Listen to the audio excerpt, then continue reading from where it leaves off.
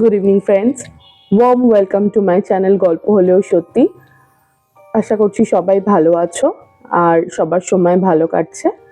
আজকে আমি যে গল্পটা বলবো এটা হচ্ছে 2020 সালের ঘটনা। ওই এপ্রিল মে মাস নাগাদ, ওই যেই সময়টা একদম ফুল কোভিড ছিল সেই সময়ের ঘটনা।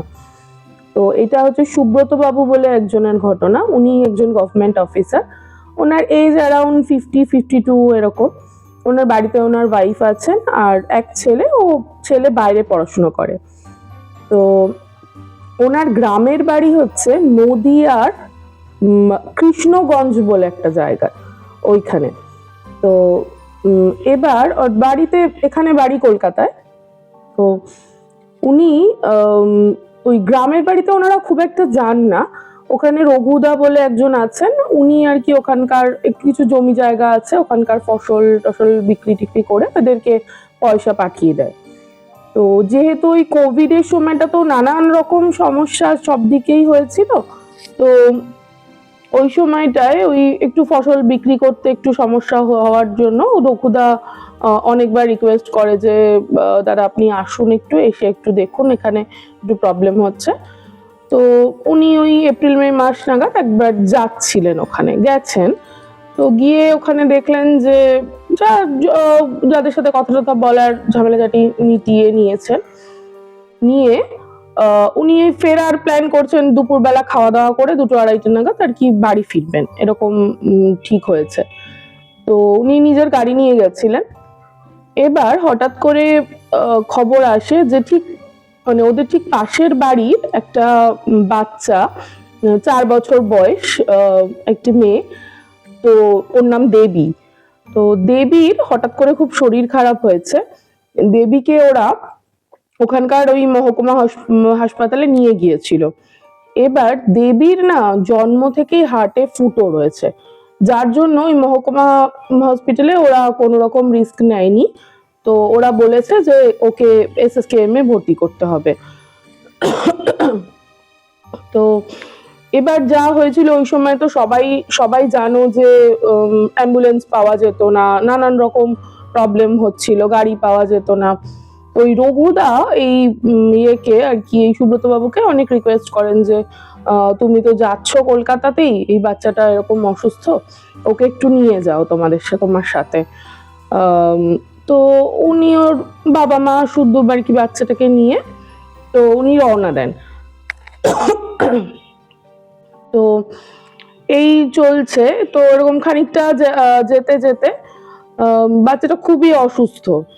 এবার এক খানিকটা যাওয়ার পর কৃষ্ণনগর পৌঁছানোর আগে একটা রাস্তার মাঝখানে ওই জায়গাটায় না ওর দেবীর বাবার আর কি মনে হয় যে দেবী আর বেঁচে নেই। বাবা মার কোলেই তো ছিল, ওরা বুঝতে পারে।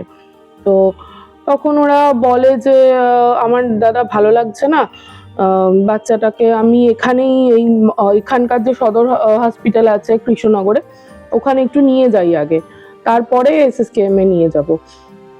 তো ওরা তখন একটু ডাউট করেই নিয়ে যায়। তো ওখানে নিয়ে গিয়ে যথারীতি কৃষ্ণনগর সদর হসপিটালে বলা হয় যে বাচ্চাটা মারা গেছে। এবার তখন তো ভীষণ স্বাভাবিকভাবে বাবা মা তো খুবই ভেঙে পড়েছে। আর ইনিও সুব্রত বাবু ভীষণ মানে একটা দোটানায় পড়ে গেছেন যে কি করবেন। এবার তখন তো আর এসএসকেএম এ নিয়ে যাওয়ার তো কোনো যুক্তি নেই। আর ওরা ফেরারও অ্যাম্বুলেন্স বা কোনো কিছু ব্যবস্থা করতে পারছে না যে ওখান থেকে ওরা বাড়ি ফিরবে। তো তখন সুব্রত বাবু ওই সদ্য সন্তানহারা বাবা মা ওদেরকে আর একা ছাড়তে পারেননি। বলছেন যে আমি আপনাদের বাড়িতে বাচ্চা শুধু পৌঁছে দিচ্ছি, তারপরে আপনারা যে ব্যবস্থা করার করুন। তো এবার যেহেতু ডেথ সার্টিফিকেট পাওয়ার ব্যাপার আছে, সমস্ত করে টোরে যখন বাচ্চাটাকে নিয়ে ওরা বাড়ি পৌঁছায় তখন প্রায় রাত 10টা। তো রঘুদাও মানে সবারই মন খারাপ যে এইটুকু একটা বাচ্চা এরকম হলো।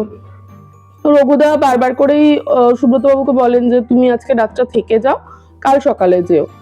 তো সুব্রত বাবু যথারীতি মানে গরমকাল, সারাক্ষণ মানে এসিতে থাকা অভ্যেস, গ্রামের বাড়িতে থাকলে জানে যে ঘুম টুম হবে না, এমনিও ওখানে এরকম একটা পরিস্থিতি। ভালো লাগছে না, তো উনি ভেবেইছে যে না চলেই যাব। তো রঘুদা জোর করে একটু কিছু খাইয়ে টাইয়ে প্রায় বেরোতে বেরোতে ওনার 11:30-12টা বেজে গেছে ওখান থেকে।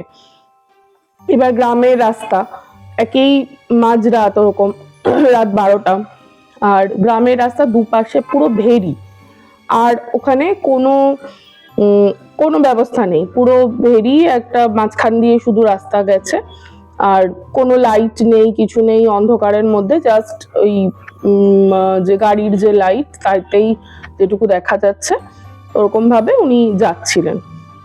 তো এবার যেতে যেতে খানিকটা যাওয়ার পরে হঠাৎ করে ওনার মনে হচ্ছে যে গাড়ির ব্যাক সিটে কেউ বসে আছে। এবার উনি পেছনে ফিরে তাকিয়ে দেখছেন কেউ নেই। আবার খানিকটা যাওয়ার পরে ওনার মনে হচ্ছে একটা বাচ্চা হাসছে, খেলছে, এরকম মনে হচ্ছে। এইবার তো উনি ভীষণ ভয় পেয়ে গেছেন। এইবার উনি লুকিং গ্লাস দিয়ে দেখছেন একটা বাচ্চা মেয়ে গাড়ির পেছনে বসে আছে, আর সেটা দেবী। এইবার তো উনি সাংঘাতিক ভয় পেয়ে গেছেন, উনি ঠিক বুঝতেও পারছেন না কি করবেন। তো খুব ভয় টয় পেয়ে উনি একটা সিগারেট ধরিয়েছেন। এবার যেই সিগারেটটা ধরিয়েছেন অমনি আর দেখা যাচ্ছে না কাউকে। এবার উনি সিগারেটটা ধরে রয়েছেন অনেকক্ষণ, মানে পুরোটা খেয়েছেন। খেয়ে এইবার যেই সিগারেটটা অফ করেছেন অমনি দেখা যাচ্ছে আবার বাচ্চাটা পেছনে এরকম খেলছে, পা দোলাচ্ছে, একটা পুতুল নিয়ে খেলছে, পা দুলিয়ে দুলিয়ে ওই বাচ্চারা যেরকম বাড়িতে এই গাড়ির মধ্যে যে সিটের মধ্যে যে আওয়াজ করে না টক করে, ওরকম আওয়াজ করছে। তো এইবার তো ওনার আবার প্রচন্ড ভয় লাগছে। উনি তখন ভাবলেন যে বোধহয় সিগারেট ধরালে মনে হয় আওয়াজটা হবে না, মানে ওই ব্যাপারটা দেখতে পাবেন না।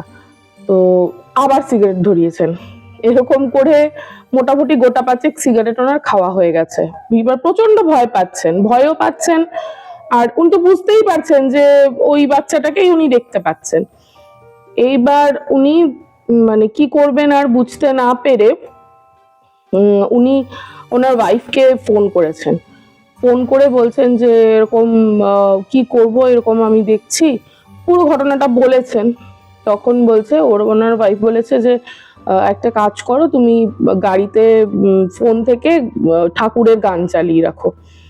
তো উনি তখন সেটাই করলেন, ঠাকুরের গান চালিয়ে রাখলেন, তখন আর কিছু দেখা যাচ্ছে না। এবার ওই সময় অত কিছু করতে করতে উনি আর কি মানে মেইন রোডে উঠে পড়েছেন, তখন আর ওই গ্রামের রাস্তা নেই। এবার মেইন রোডে তো লোকজনও আছে, তো যদিও কোভিডের সময় পুরোটাই একটু ফাঁকা ফাঁকাই থাকতো, মেইন রোড রাস্তাও সমস্ত ফাঁকাই থাকতো, তাও যাই হোক কিছু তো দেখতে পাচ্ছেন, মানে একেবারে ওরকম গ্রামের দুদিকে ভেরিয়ালা রাস্তা তো নয়। তো ওরকম যেতে যেতে খানিকটা তখন একটু মনে সাহস এসছে যে ঠিক আছে, তাহলে গান চালালে মনে হয় কিছু হবে না। তো এরকম করতে করতে বেশ খানিকটা যাওয়ার পরে ওনার ওয়াইফ আবার ফোন করেছে ওনাকে যে কি আর কিছু শোনা যাচ্ছে। তখন উনি বলছেন যে না আর কিছু শোনা যাচ্ছে না, ঠিক আছে এখন ঠিক আছে। তো তখন বলছে আচ্ছা ঠিক আছে বলে ওনার ওয়াইফ রেখে দিয়েছে ফোন। সরি। তো এবার ওই ওনার ওয়াইফ যে ফোনটা করেছে তাতে কি হয়েছে, গানটা বন্ধ হয়ে গেছে। এইবার গানটা বন্ধ হয়ে গেছে, এবার উনি না মাথা থেকে ওনার বেরিয়েও গেছে যে গানটা আবার চালাতে হবে বা যাই হোক, সেটা উনি আর মনে নেই। এইবার উনি যথারীতি যাচ্ছেন আবার। এবার যেতে যেতে যেই কল্যাণী হাইওয়েতে ঢুকছেন, কল্যাণী এক্সপ্রেসওয়েতে ঢুকছেন, ওই জায়গাটা তো আবার খুব অন্ধকার রাস্তার চারিদিকে, মানে ওরকম জলাজমি, ওরকম মাঝখান দিয়ে রাস্তা। তো ওইখানটায় ঢুকে উনি আবার ওরকম দেখছেন বাচ্চাটা একা একা গান করছে, খেলছে, এরকম পা দিয়ে এরকম এরকম বাড়ি দিচ্ছে সিটের নিচে। এইবার উনি আবার তো ভাবছেন যে ওরে বাবা, তো আবার এই হচ্ছে। উনি সাথে সাথে একটা সিগারেটও ধরিয়েছেন, প্লাস হচ্ছে আবার গানও চালিয়ে দিয়েছেন। তো আবার যথারীতি আর কিছু দেখেননি। এইবার ওনার বাড়ি পৌঁছাতে পৌঁছাতে প্রায় 3:30-4টে হয়ে গেছে। তো বাড়ি পৌঁছে উনি আর কোনো দিকে তাকাননি, একদম গিয়ে ঘরে গিয়ে শুয়ে পড়েছেন। হ্যাঁ, তো ওনার ওয়াইফ নানা রকম জিজ্ঞেস করছিল ওনাকে, তো উনি বলছেন আমি এখন আর কথা বলার মতো অবস্থায় নেই। একে ওনার মনটাও খুবই খারাপ ছিল, কারণ ওইটুকু একটা বাচ্চা ডেড বডি উনি নিয়ে গেছেন, ওইটাও ওনার একটা খারাপ লাগছে, প্লাস আবার গাড়ির মধ্যে এরকম উনি একটা দেখছেন, সেটাতেও ওনার একটা কষ্ট হচ্ছে। সবটা নিয়েই উনি খুব ডিস্টার্বড আর কি। তো উনি বলেছেন যে ঠিক আছে, আমি এখন শুয়ে পড়ছি, আমি সকালে যা হোক বলবো। তো এবার উনি ওঠার আগেই ওনার ওয়াইফ কি করেছে, যে উনি ওয়াইফ তো শুনেছিল যে এই এই ঘটনাগুলো ঘটেছে, উনি কি করেছে, একটা ঠাকুরের এরকম ছবি নিয়ে ওই গাড়িতে রাখতে গেছেন।